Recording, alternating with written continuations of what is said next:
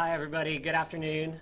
My name is Sascha Petersen. I'm a founder of Adaptation International. We're a small organization focused on bridging the gap between science and action with communities when it comes to climate change. So just going to take a few minutes to talk about a project that we just completed working with the Confederated Tribes of the Umatilla Indian Reservation, or the CTUIR, and working in collaboration with the Oregon Climate Change Research Institute, or OCRI.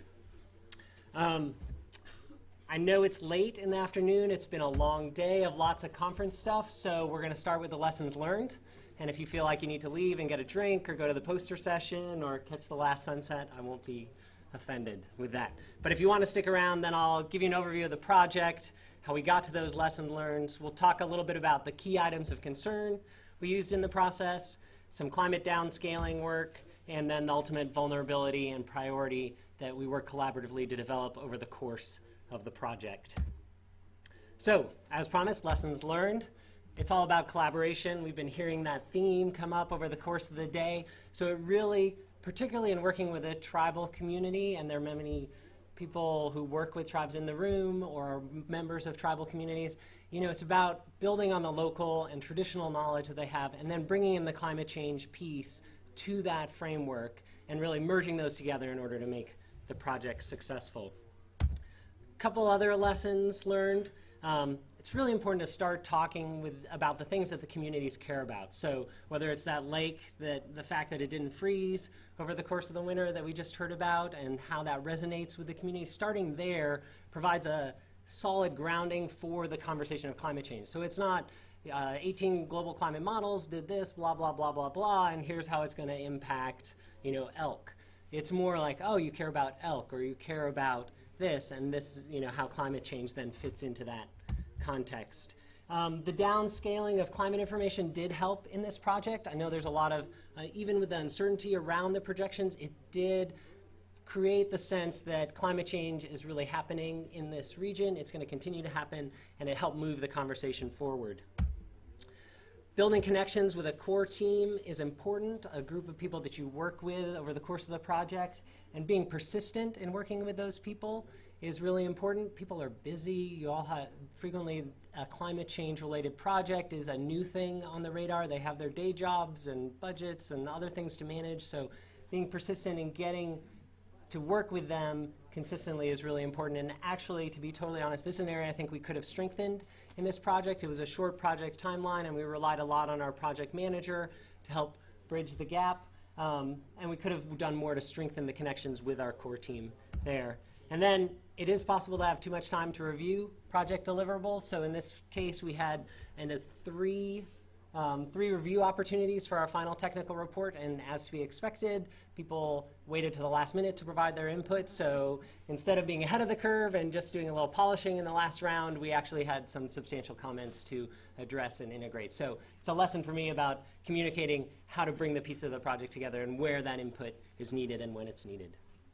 All right, you can leave.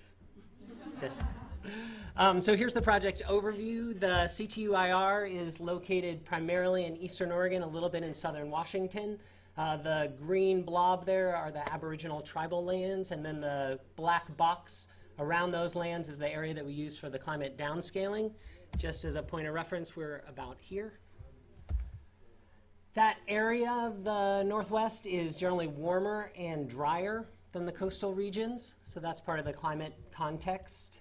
And unlike what we heard at the beginning of the talk, they don't have to worry about sea level rise or coastal flood risks, at least not yet. The project lasted over about 8 months. We started in March, and we finished up just a couple of days ago in time for this presentation. It involved a rapid climate assessment to help scope the project, then this identification of key concerns that I'll talk a little bit about more and mentioned in the overview, some downscaling and analysis of climate information, a collaborative vulnerability assessment and prioritization process, and then some engagement and outreach material development. So the key items of concern, again, this I think is critical for framing the project. You all know that there are certain things that resonate within your community more than others. There are things that you care about. We can't possibly in an 8-month project or maybe ever look at all the climate change impacts to everything. So we need to scope that and focus on the things that they care about. So this story is from the Columbia River Intertribal Fish Commission, talking about the importance of salmon for many of the Columbia River tribes. And so you may not be surprised that on the key items of concern list, there are a number of them that are related to first foods for the CTUIR. And water and Chinook salmon are on the top of that list. Elk, couch, huckleberry are also on that first foods list. They also were concerned about agriculture, human health, population dynamics, and then forest health and welfare. So that's what we ended up kind of focusing our project on, were those items of concern. We then worked with OCRI to do the climate downscaling work, and it was actually really useful. It helped us move beyond the Pacific Northwest averages of increasing temperature. You've all seen this graphic, to something that's similar but more specific for the tribal location. So in here you're seeing the left-hand side is seasonal projections of temperature changes. The left-hand side is winter. The right-hand side is summer. The bottom, the x-axis goes from 1950 all the way up through 2100. The gray is the modeled historical past. So that's kind of like observations, and then the red and yellow are the projections moving forward. Yellow is the lower scenario, the RCP 4.5, and red is the higher scenario. So you can see a general up and to the right trend. It's getting warmer. We did a similar sort of analysis for precipitation in the region. So again, winter precipitation is on the left and summer is on the right. Same x-axis from 1950 to 2100. The light blue is the lower emissions scenario and the dark blue is the higher emissions. You can perhaps squint and see a slight increase in precipitation in the winter and a slight decrease in the summer, but there's a lot of variability, right? A lot of interannual variability. There's a lot of uncertainty. But despite that, having this graphic and being able to say, this is the projected change, helped focus the conversation on what does that mean for huckleberry if it is a little bit wetter or a little bit drier in the summer. What does that tend to mean? We also did a little bit of analysis of extreme events. So this is looking at extreme heat days. So the two graphs are mean days per season over 90 degrees, which we use as our indicator for extreme heat. On the bottom, it's seasonal, so winter, spring, summer, and fall. And the left-hand graph is the 2050s, so the mid-century, and the right-hand graph is the end of the century, or the 2080s. And you can see not a lot of change except for in the summer, where the gray bar, which is the modeled historical past, doubles by the mid-century, and then at least triples or around triples, depending on the emission scenario, by the end of the century. So again, this was useful in thinking about how does that impact different species, how does that impact human health for the tribe. Then, with that information in hand, we did a vulnerability assessment. So we brought together the climate exposure information based on that and other literature review, and combined it with a collaborative assessment of sensitivity and adaptive capacity, which we did in a workshop setting with our core group of stakeholders, and to determine the vulnerability of each of those key items of concern. The core group, through that workshop process, identified a sensitivity level. So that's shown on the left. How sensitive is that item of concern to the climate exposure, and then what's its ability to adapt, the adaptive capacity on the right. Sensitivities went from it's not sensitive to, oh, it's really sensitive, and adaptive capacities went from it's not able to do anything to accommodate the changing conditions to it can accommodate, and then it might actually be beneficial for the item of concern. When you put those together, you get a relative vulnerability ranking for these items of concern. So it might not be that easy to see in the back, but here's all the items of concern that we looked at. The vulnerability is shown by the colors in the matrix, going from green, not very low vulnerability, up to red, high vulnerability. You can see Chinook salmon is up there kind of all by itself as a vulnerability. There's a group that's kind of in the middle, and then there's a number of things that were identified as concerns, but when we did the assessment, turns out they're actually relatively low vulnerability for the tribe. The other piece we added to that was a prioritization. So high vulnerability doesn't necessarily equate to high priority for the community. In some cases it does. So this is for salmon. The vulnerability is shown on the top and the priority is on the bottom. So it's high vulnerability and a high priority given the cultural significance and importance to the tribe. There are a group of items. These are examples where it's medium vulnerability and medium priority. So couch and elk and flooding. There are some where you can see a difference between the two, the priority and the vulnerability. So for heat waves, relatively low vulnerability, but They assigned it a medium priority due to the potential impact to elderly populations and the idea that they should start monitoring and being better prepared for it. So there's some low-hanging fruit things that they could do to prepare for those changes. And then some are both low vulnerability and low priority, like vector-borne disease. Now, the last piece of the project was just to help broaden the discussion around climate change for the CTUIR, and we developed some education, outreach, engagement materials. We developed these graphically focused summary sheets for each of the areas of concern. And the goal is there to take the results of the project beyond, the group that had been involved, broaden it into a community discussion with other members so that it can lay a really solid foundation for their future efforts to address these vulnerabilities and build resilience. So just a quick recap, lessons learned. It really is all about collaboration. It's not something we can do by ourselves. The topic is so immense and it's multifaceted that we need to get all the right people together to talk about the impacts and decide what to do about it.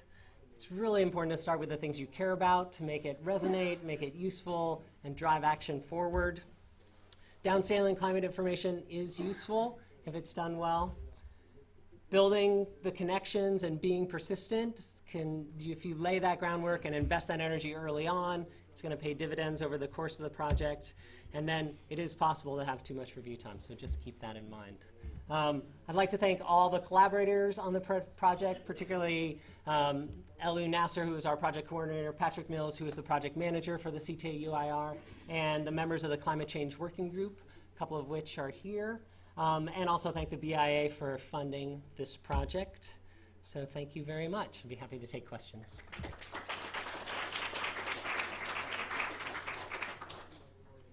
Lots of time for questions. Yes. So speaking as one of the people that waited till the last second to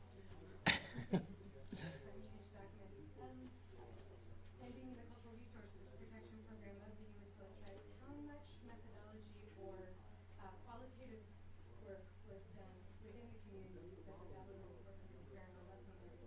So working with the community from a qualitative standpoint, I wasn't sure, could you say who your stakeholders were? Were they tribal members or tribal elders, or were they scientific professionals who work for the tribe, which I'm in some of social science. But I'm just curious how deeply you drilled down into your qualitative. Yeah, no, that's a great question. So if you heard the questions you asked, who was the makeup of the working group, and were they scientific staff members or tribal citizens, tribal members, or elders? It was primarily scientific staff members, and I think part of it was driven through the department that was organizing it and the fact that it was a short time frame. So we had the opportunity to have 2 workshops with the tribe, and there was a group of about 15 to 20 people involved, so it wasn't a broad outreach. It is, I think they're looking at it, and you can tell me how you're looking at it, as a way to lay the foundation for future work. So creating this sort of assessment and then building out and bringing more people into the conversation and broadening it that way could, I think, strengthen the project, especially as we get into what are we going to do about these changes.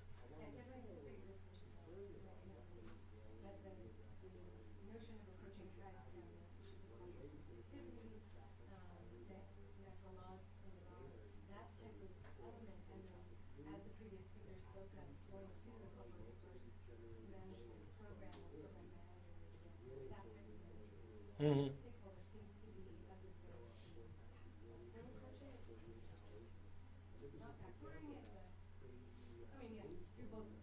Yes, going through both doors would definitely be a good way to proceed. Thank you. In the blue jacket, and then. Kind of dovetailing off of that, with the tribal member work group, you said you have 2 sessions with about 15 Did you, before inviting those tribal members in, did you do some research on the families, family dynamics? Because I know that there might be some tribal families that want to be in the same room with other tribal families.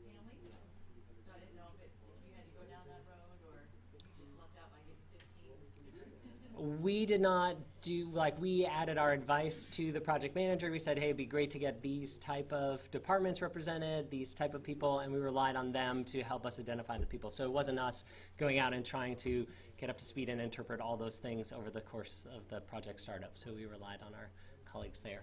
Yeah, in the back. Yeah, in the start. Oh, sorry. So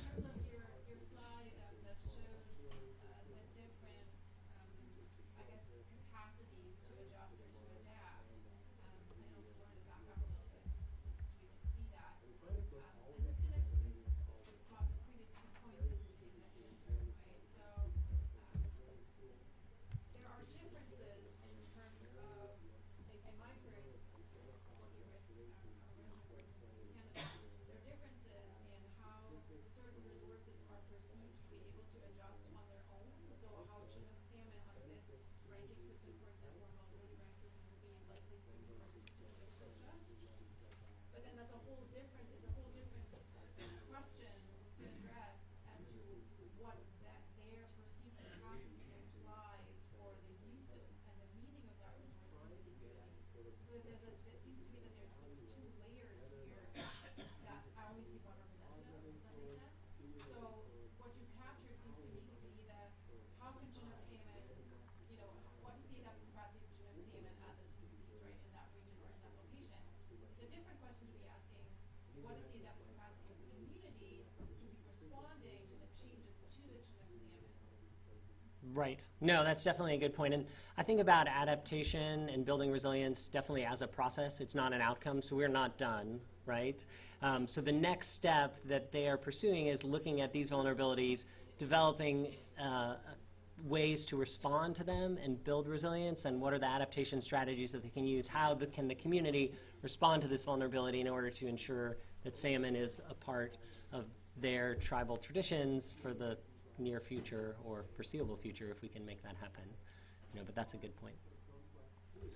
Yes, Stacey. I think just as a comment, maybe a lesson learned in working with tribes too, is often that these issues are very much and encompass a wide range of thoughts and beliefs in the population, and it often doesn't fit within a granting cycle to produce these kind of products. And I think that's a difficulty with often grants. Yeah, very good point. Right? Yeah. Yeah. Did you have a comment, Steve? Yeah. Well, just that this notion of climate change for peoples that are place-based is, in essence, disorienting because of the pace of change. And so, you know, that context means that any of these projects, any of the findings, incorporating adaptation actions, is really a long-term challenge and a kind of serial challenge of events to be able to respond to change as the change itself is accelerating.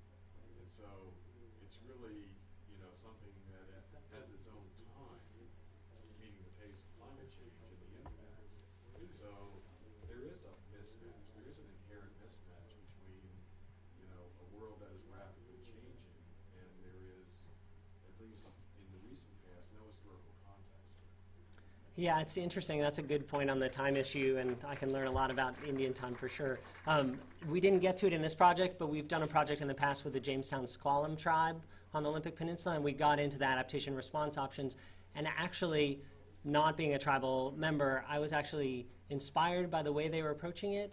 They came from a sense of calm and the fact that, hey, we've sort of managed and lived through a lot of changes over the last 2,000 years, 200 years, let alone the last, 10,000 to time immemorial. And so they're like, here, climate change is like one more aspect that we are going to continue to persist through in a different way. I don't think that they didn't come across as scared as some Western cities that I've worked with, that like the sky is falling, what are we going to do about this? There was this sense of like, hey, we can handle it.